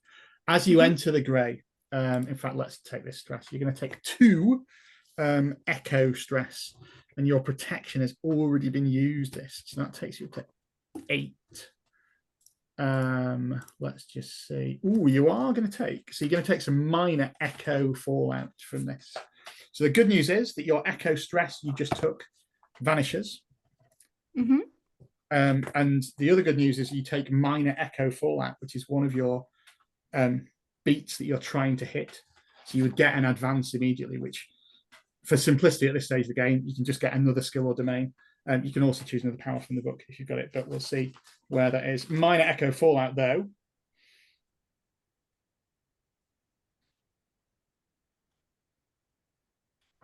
Oh, fantastic, fantastic. Yes. Yeah, siren song seems to be the thing that will work for you. You cannot shake the thought of a particular place or person from your mind. The GM will pick a nearby landmark or NPC. I wonder what I'll pick.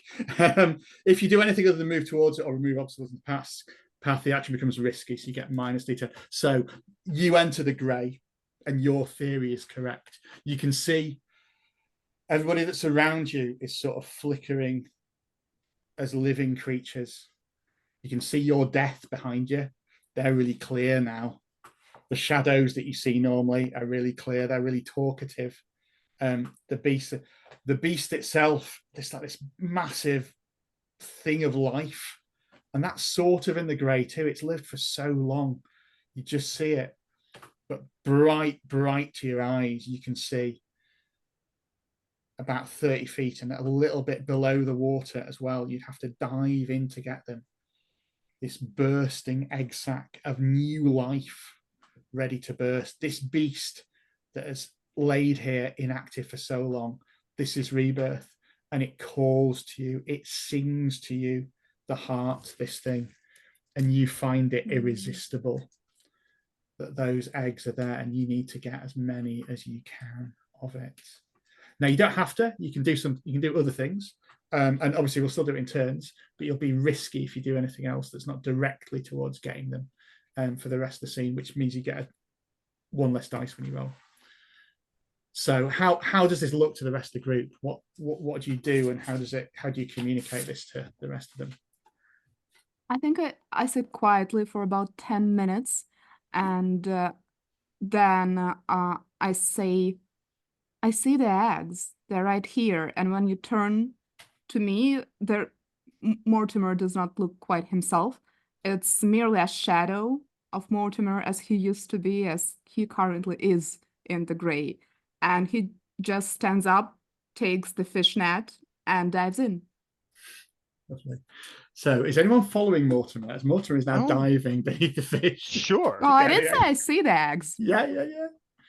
I will definitely dive in directly after Mortimer, and as far as I can see, I don't need to activate it, but I have Slumbering Eternal, and I no longer need to breathe air, and I cannot be asphyxiated, so I can stay underwater as long as I like to. Yeah, that's fine. You have touched the kiss of the drowned queen, so you are able to use Slumbering Eternal. You do not need to breathe water. That's handy for you. We'll discover later on, I'm sure, if Mortimer in the grey still needs to breathe air. We'll see, because you're quite distracted at the moment. So as this happens, Pacholo and Mortimer like dive in towards the eggs. At this sort of splash, you notice another of the boats, the nearest one to you. You hear some shout, "Oh, they found the eggs, they must be there." And this fierce like paddling starts down at the same time as these abseilers like try and move. They're not sure whether to move towards the noise or away from the noise, but they're just trying to go down really quickly to do it. So back on the boat, Pitchwood and Endures, you see this boat is sort of paddling towards you. On the back of it, you can just see another hunter is like readying a crossbow, maybe to take you out from there. I'm gonna shoot him in the face. Unsurprising. Go ahead. Does my curse domain help me? Not sure. I mean, it's going to definitely be hunt. I don't think cursed is really going to help, because these are just bounty hunters like you. They are just normal people who are after And my these bite eggs. of the Gutter King, by any chance?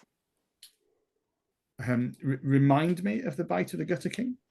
The Gutter King that I killed, beheaded, and I'm dragging his head with me, and I can eat whatever I hunt.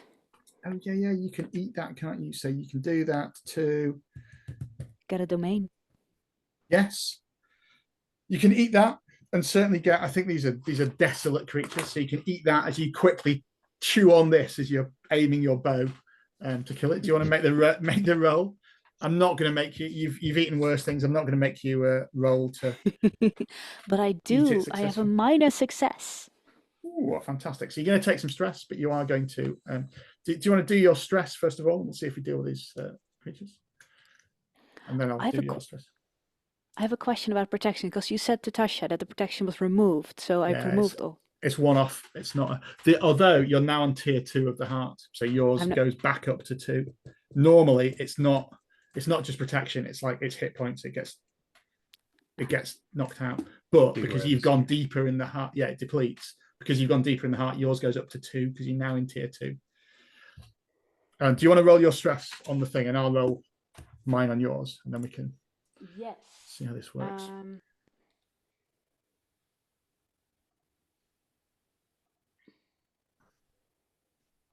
I think is it a D10 your bow? Yes.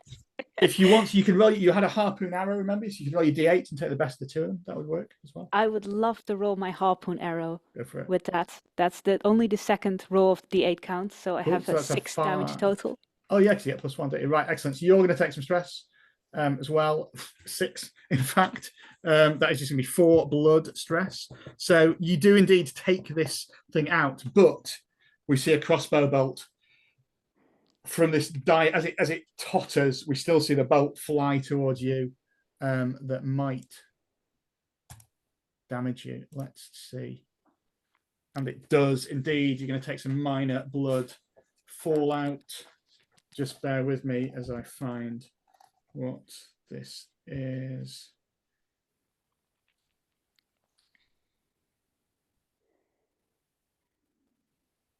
Excellent. Yeah, I think that is entirely appropriate.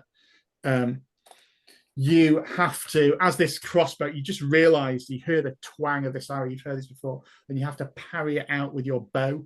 You just manage to twist it, but you notice that your bow is twisted and it's not quite broken. It's repairable, but it's not going to be usable in the foreseeable future. That is your fallout.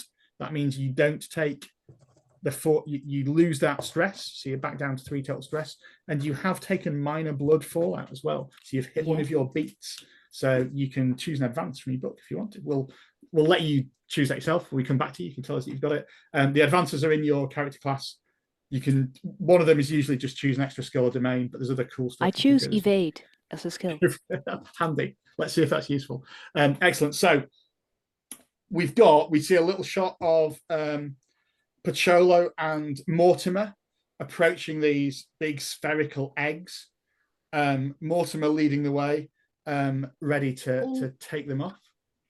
Leading is a bit loud word as he stepped out of the boat, diving in, but he didn't dive per se. He just stepped outside of the boat. Oh, right. And he has his great sword on the back, which is dragging me down.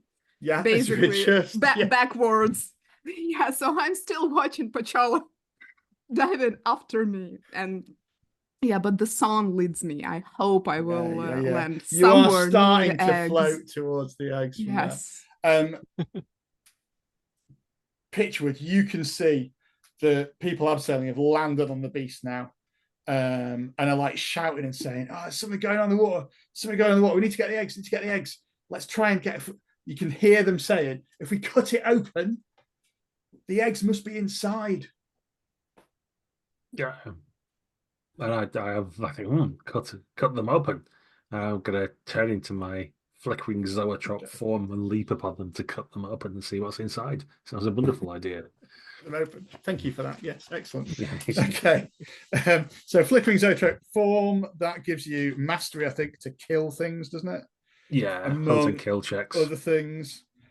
So that gives you an extra D10. You can use occult as well because it is an occult region that you're in now. Oh, sounds good to me. Let's roll down bones. I got a 10. That is a 10. That will do. So that steps up the damage that you would normally do. So I think your true form. Oh, it doesn't actually say that you do that. I think a D8 damage is reasonable for that. Your flickering zoetrope killing form. So do you want to roll a D10 for that? I got 7. That will indeed be enough to deal with these abseiling hunters. Do you want to just put a bit of horrible flavour onto what your flickering zoetrope form does to that? So there's a weird flickering, and I'm there next to one as I rip open his belly and pull out the gallbladder from within.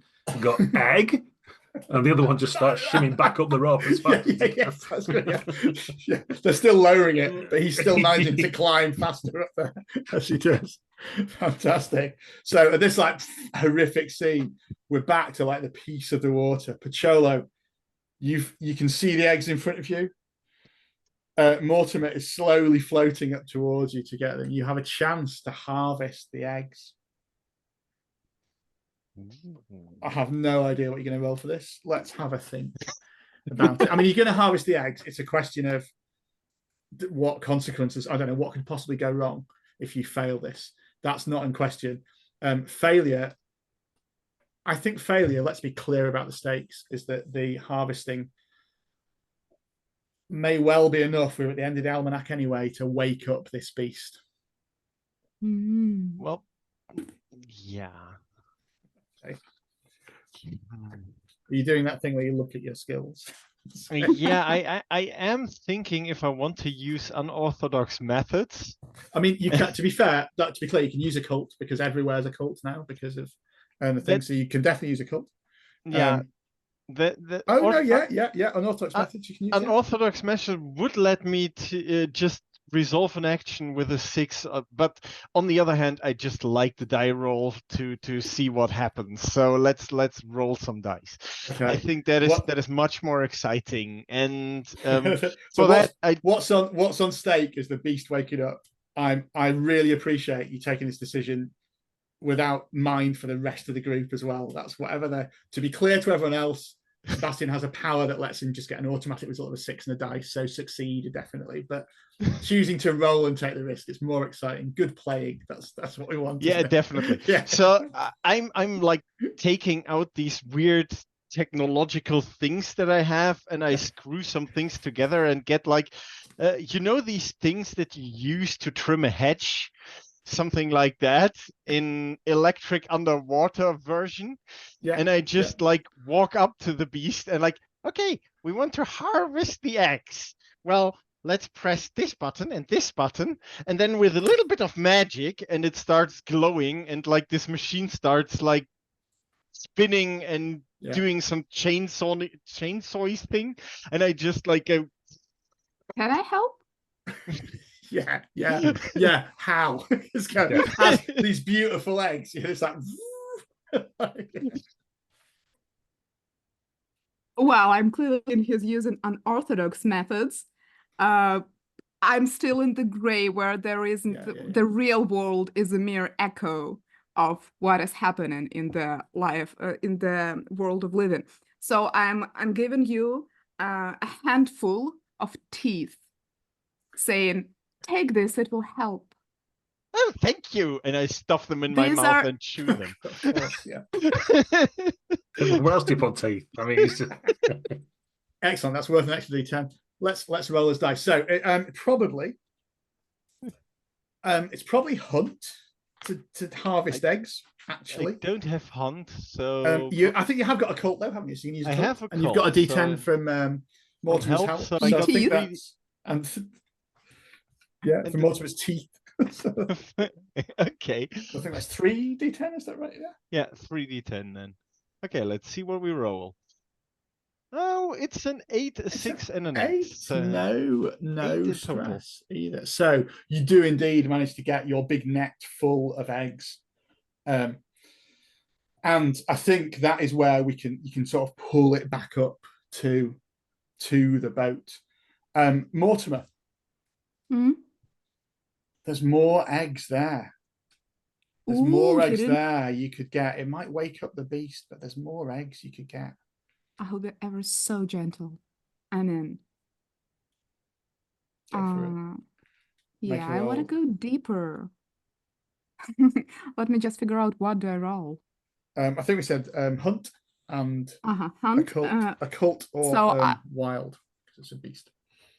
Okay, good. So a D10 for me. Okay, yeah. This isn't risky though, which anything you try to do would be, but you're trying to harvest eggs. I'll let you if you get these, like, then leave it. You've got them all, if you see what I mean. Yeah, I think I'll use my custom Scream Show kit to help me get. Not great, not terrible. That's fair. That's a 7. So you are going to take some stress, but you do manage to get the rest of the eggs, the brightest eggs, from there. You're able to.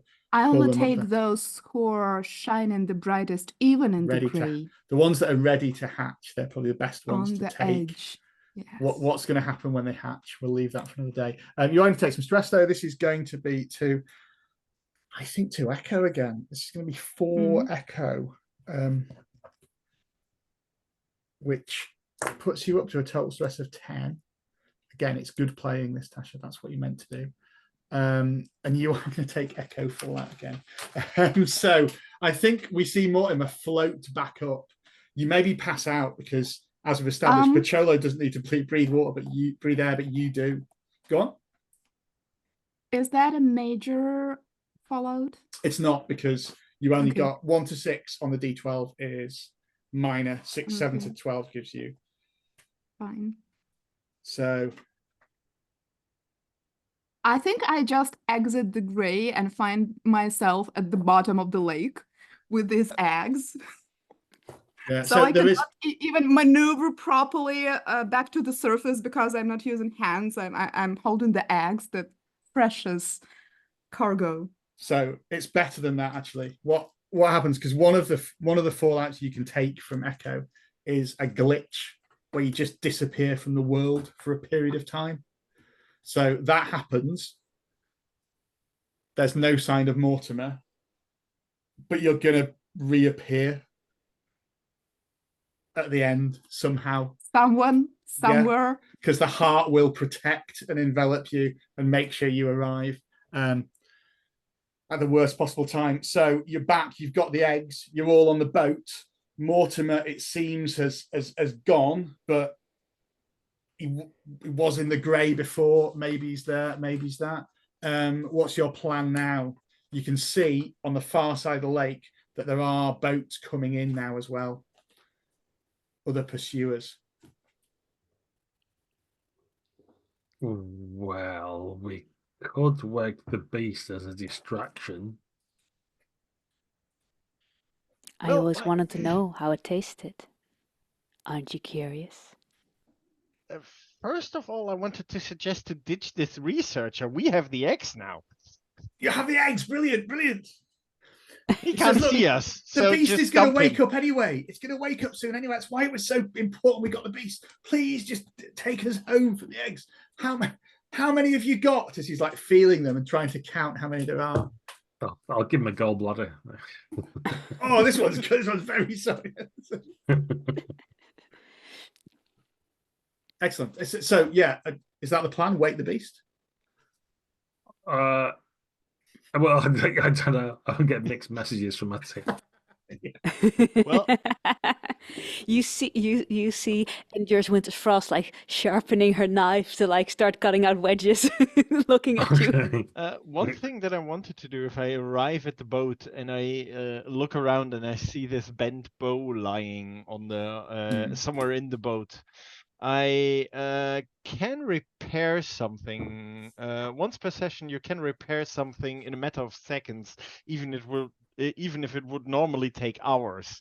So Absolutely, that happens. Yeah, definitely. I just look at this like, you twisted it all up and like rotated a little bit and put some magic in it, and then suddenly like the bow is completely new and perfect. And I just like, yeah, you dropped this. We might need this. Lovely, lovely. Let's shoot an arrow up and upsail. With the device you have to rise us up into the sky, Well, up a rope. no. Mm. Oh, you But want to then we climb? can wake the beast and just go. Yeah, this sounds a perfect plan. So you're gonna, I still don't know which it is, rappel up, abseil down. Is that right? You rappel up, you're gonna rappel up, and then you're gonna wake the beast, and then you're gonna run away and have all the eggs and be sorted. Yes. I mean, not Well, that necessarily in that was- order. Yeah, Are you we let sure? the That we- sounds we I'm not let- there insane. now, but I was there when we started. There were some dudes coming from up on the ropes, so you can try to use whatever they were coming down from. I mean, there's definitely one rope that's just still dangling with a sort of Ooh. bloody mess at the bottom of it. Let's do that. Let's steal their ropes. They're probably well secured. Excellent. In the way of such things, this is all going to be one dice roll. Get up, wake the beast, escape. Let's roll it into one. It makes sense, probably, for us to do it where everyone can help, because maybe apart from you, Morton, I'm afraid. And we'll see. If all goes wrong, maybe you can reappear and save the day, but you're going to reappear soon. Anyway. I thought maybe I'll be the sole survivor with Yeah, eggs. possibly. Like you might be the only one who actually survives this. Yeah, the winner of this expedition. So you're trying to rappel up, wake the beast, and then get back to safety with the eggs. There's a lot of stuff at stake here. There's lots that could go wrong. So let's see. I think I'm going to make this a roll that is probably evade. Because the main thing that you're trying to do is get out of the way. And I mean, you can use occult, you can use wild. That's the kind of things that are here. You could use technology as well, because the hang station is a technology zone from there. So if anyone's got evade and occult, Oh, yeah, I'm very good at these things. you're probably the leader. So you'll get, that'll be 3 dice, and we can have 2 more dice for the people that are helping, as long as they're prepared to take the stress that you will take from it. So I roll 5 dice. Yeah, wow. I'm presuming you're making some kind of like rope bicycle or something, or something that we can get up with. Yeah, Yeah. I am gonna just make this. I don't want to ruin your idea, but given the complexity of this thing and how successful you'll be with the success, I am gonna just make this. It does sound something that might be risky. I don't know, pushing it out a little bit there. This is your plan. So you're gonna lose 1 dice from that. Yeah, sure. So 4 Well, I dice. think we need to wake the monster up first before we go up, just to make sure it's awake, because we don't want to like that point not to work. Just start it waking up. Like, yeah, as you're going up. Yeah. Pitchwood's banging on it with it. Okay. Shit. Okay, so that's a 7. That's success at a cost. You are going to succeed. You are going to take some stress. I will ruin the fun a bit, but you said it was a risky, so you would take away Exactly. one. Oh yeah. And that would leave us with 5, which is not a success. Sorry, no, you don't. You take away the dice before you roll it. You don't take away. So I'd probably just take okay. the last one off rather than you don't take. It's not drop the highest. It's like Oh, okay. you It's take take away. off You the could last re-roll one. with 4 if you want. Offer that to you. Well, let's do that then. Go for it. Would be fairer, wouldn't it? 6. Excellent. So you're all going to take 6 mind stress because this plan works as intended. But the sound of this beast waking up. Sorry, go on, Gaz. No, that's fine. I don't know whether we want to do it before or after, but I've got collateral where once a session I can allocate my stress to a nearby friend instead. Okay. Yeah, go on. So I want to be grabbing hold of the elf here and saying, "Oh yeah, you should definitely taste it before we leave," and just like putting her to make sure that Endure Winter's Frost takes my stress for me. I will unhinge my jaw, and like one of those cookie cutter sharks, I like cut a hole out of it. But unlike cookie cutter sharks, you definitely feel it as I rip like a unnaturally large jaw circular hole out of it, and I nod and I say, "Oh my God, I taste it, I feel it, I observe it. I see what it has seen, I see its dreams." Excellent. So That's great. Thanks. Tell me more about that. so full disclosure, I'm going to roll 1d6. Olga, you're going to take double this as mind stress. That's how I'm going to do it. Okay. So I wanted to ask. I have like before you. No, wait. Go on. Did it? No, it's fine. It's only when I cast a spell. Doesn't matter. Read it wrong. So let me just work out. So yeah. I'm passing my stress over to Olga. Yeah, that's fine. So I'll just roll. I'm going to roll for each of you to see if you take fallout, mind fallout. So Gaz, your total stress is 5. I need to roll 5 or lower. You don't take stress. Sebastian, your total stress is 6 because you're taking those 4 mind stress, so 6 or lower. Olga, your total stress is 9. Those protections that you get for being on tier 2 of the heart really doing the job for it. You are going to take minor mind fallout from this. So I think what we're going to go for is, yeah, that sounds amazing. You react in a strange way that weirds out your friends. Tell us how. Any friendly character who sees you do it marks D4 stress to mind. So as we're up, so let's just montage this a little bit. So you're up. You get to the top of Hang Station. You can see there's suddenly this horrendous howl of this beast as it wakes, and this wave just like lifts up the boats and stuff. Everyone else is on Hang Station, is running for their lives. You are maybe doing that, but you're not panicking too much about it because your mind is in, you're expecting this wake up because you did it. Olga, how do you react to this? As the beast is waking up, you see it opens a mirage of goat-like eyes that are bright orange that definitely can see in the dark, and they go all sorts of ways, spotting all the praise that they have it. And if they see me and I laugh and I look at my fellow players, my mask has been slipping and the eyes in the masks were never recessed in the mask. Oh, in my forehead, I have all sorts of different eyes of the creatures I've eaten and observed. And they look all the different ways as I look at my fellow players. Excellent.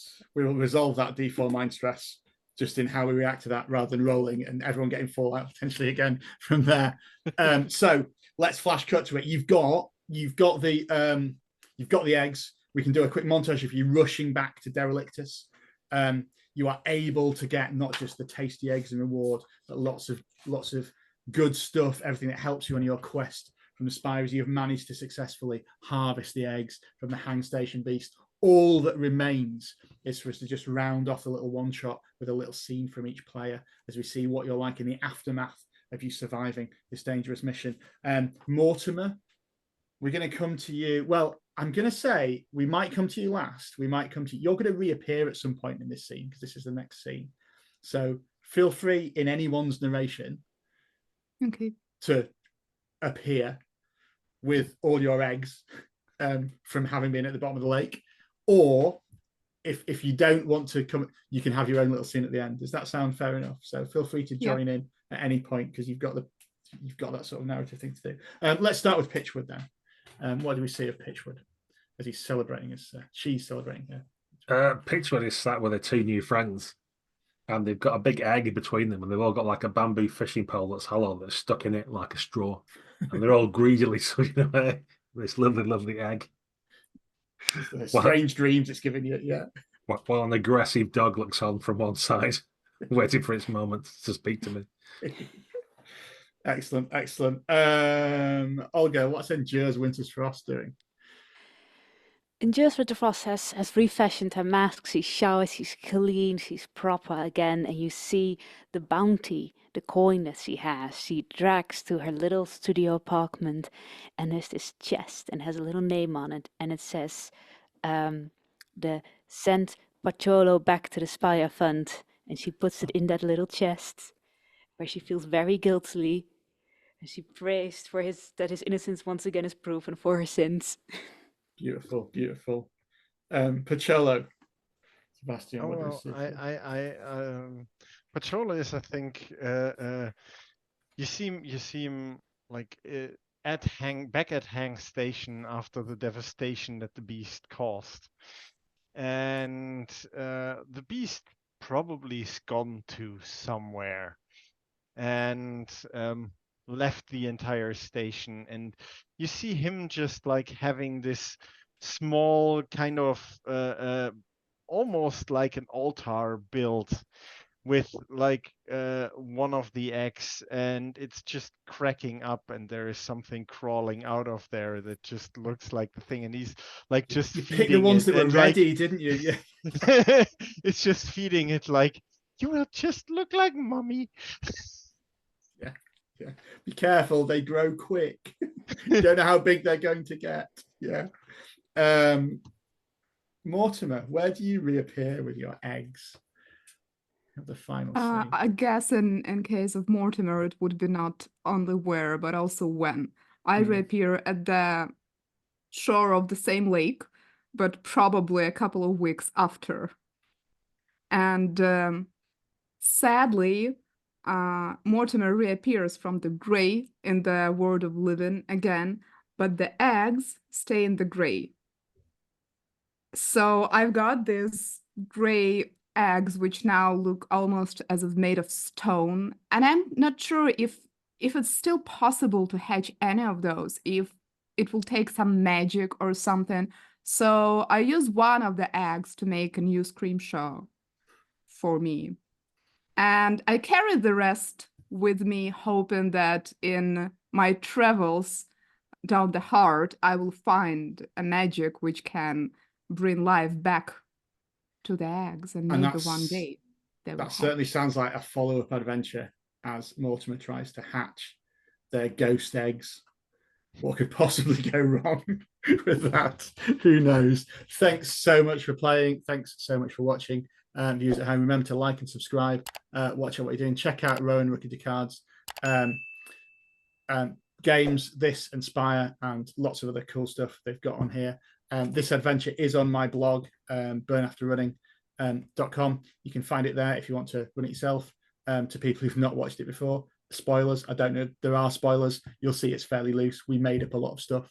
But yeah, and let us know in the comments below if you want to see more games like this, if you want to see more of our lovely heroes that we've witnessed today, and more of them eating things. We'll put some content warnings at the front of this video, probably, I think, after that, as we watch it back. I'm sure there'll be a few we should probably put on. But anyway, I hope you've had as much fun watching as we have playing. Thank you.